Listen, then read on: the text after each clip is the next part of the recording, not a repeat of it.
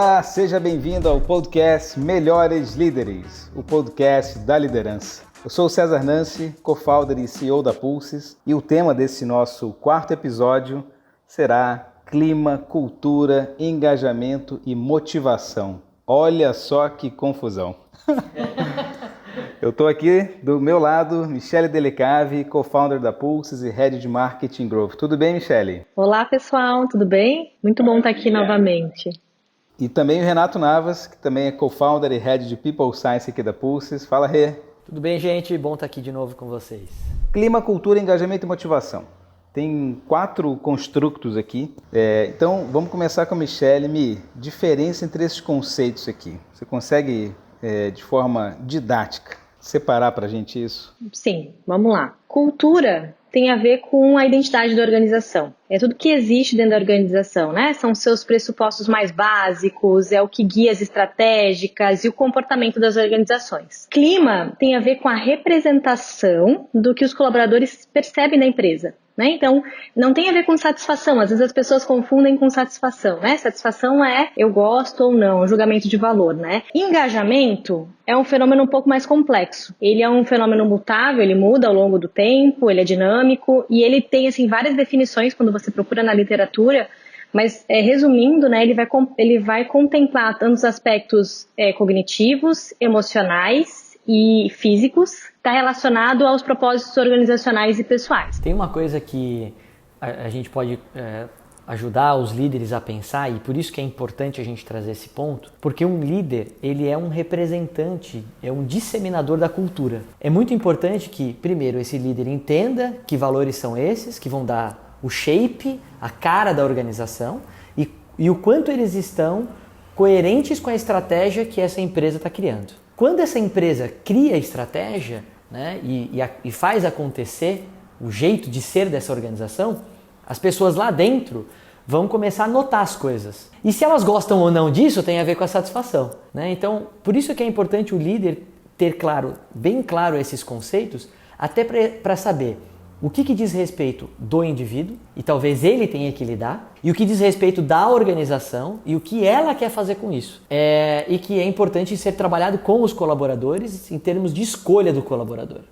E tem coisas que sim, a empresa pode acolher para repensar, inclusive se ela não está sendo incoerente com os próprios valores. Porque se ele conhece a cultura, todos os seus processos vão ter essa clareza, né?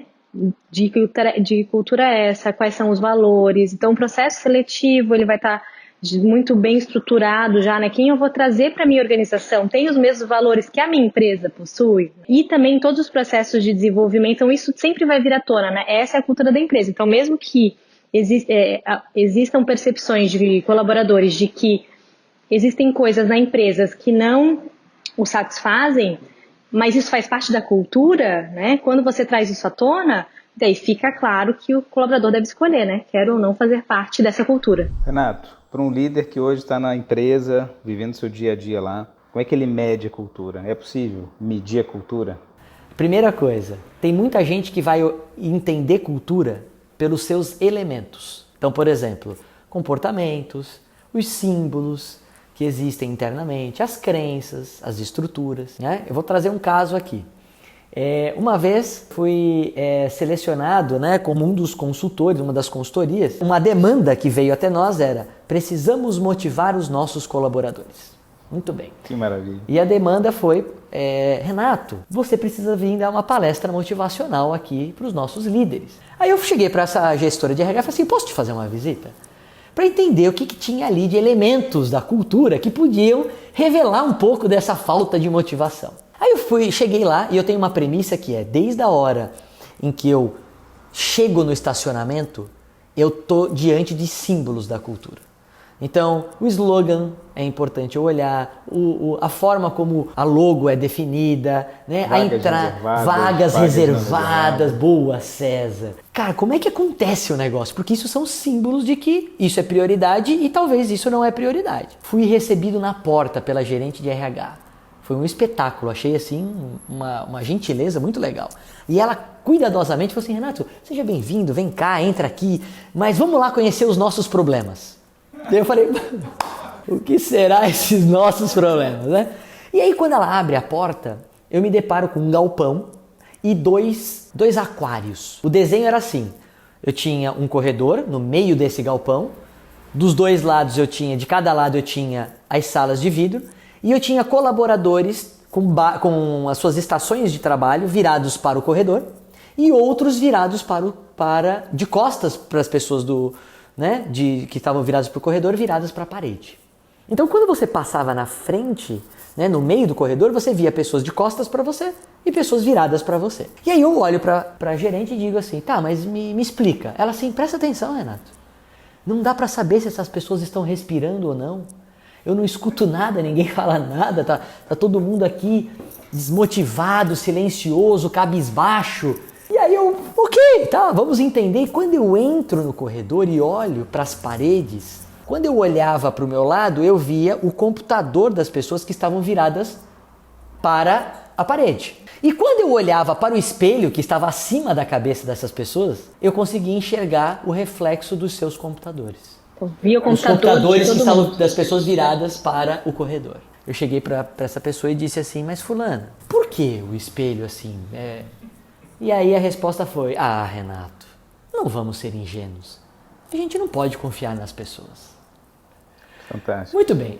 E na época eu disse que eu poderia fazer um trabalho com os diretores da empresa e ela falou que eu não tinha entendido o propósito do pedido dela, que o problema era os colaboradores.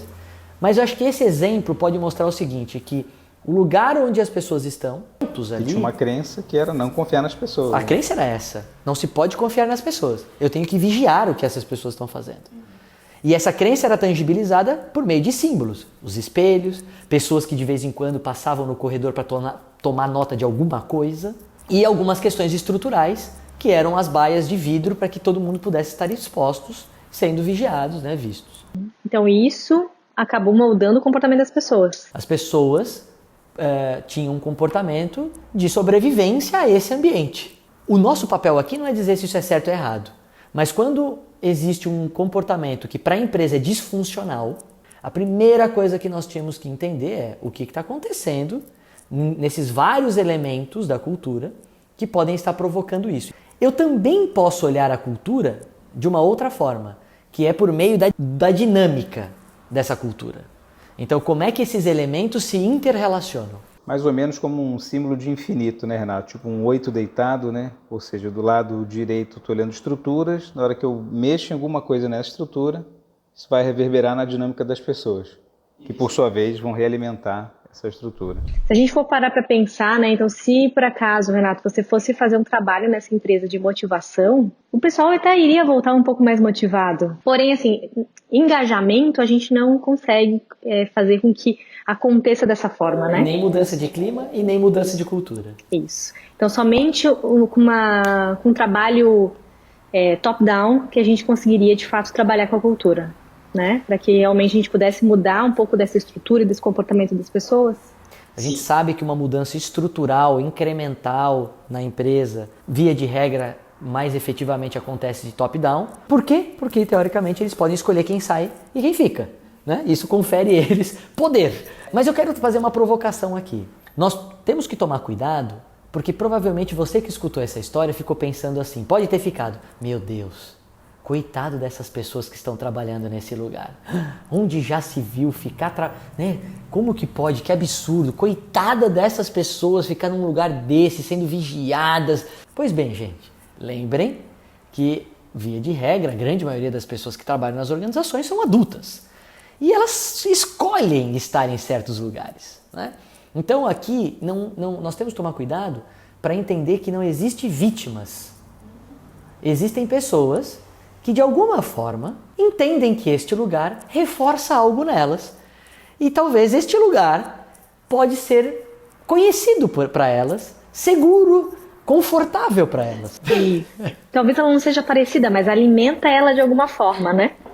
De algum jeito. Clima organizacional, a gente está muito acostumado a ouvir, né, ainda as pesquisas de clima anuais ou bianuais. O que é curioso, né, que quando a gente pensa em clima e a gente olha para o céu, né, a gente sabe que esse clima está sempre mudando, né? Tem nuvens, chove um dia, abre sol no outro dia, às vezes neva, né? Trovoadas, né, Michele?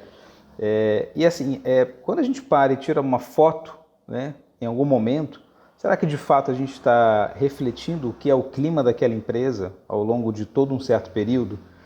Olhar clima e engajamento é olhar para dentro, né? Quando a gente olha para um prêmio, para um selo, né, que você traz o employer branding, que é trabalhar a marca empregadora, né? Employer brand é trabalhar a marca empregadora.